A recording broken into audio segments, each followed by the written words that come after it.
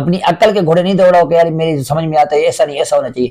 دانشور ہوتے ہیں نا کہلانے والے آج کل, وہ کہتے ہیں یہ ایسے نہیں ایسا ہونا چاہیے تھا, حالانکہ معلومات ان کو اپنی صحیح طرح نہیں ہوتی, نہ ان کی عقل صحیح ہوتی ہے, لیکن وہ آ کے اسلامی جو احکام ہے, کوئی جہاد کے بارے میں, کوئی کس بارے میں, کوئی کس بارے میں, اپنے فلسفے جھاڑ رہا ہوتا ہے کہ ایسے نہیں ایسے ہونا چاہیے تھا, ایسے نہیں ایسے ہونا چاہیے تھا. ایسے کیسے کا مطلب ہی نہیں ہے نا, اللہ اس کے رسول سے بڑھ کر تو کوئی ہے ہی نہیں نا.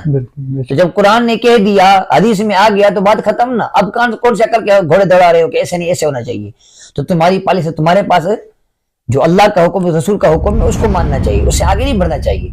تو تمہاری عقل کی ایک لمٹ ہے, تو اللہ کے رسول نے جو حکم دیا ہے حقیقت انسان کے نفع کے لیے وہ ہے. اور آگے اللہ نے فرمایا یا ایھا الذین آمنوا لا ترفعوا اصواتکم فوق صوت النبی ولا تجهروا له بالقول كجهر بعضكم لبعض ان تحبط اعمالكم وانتم لا تشعرون.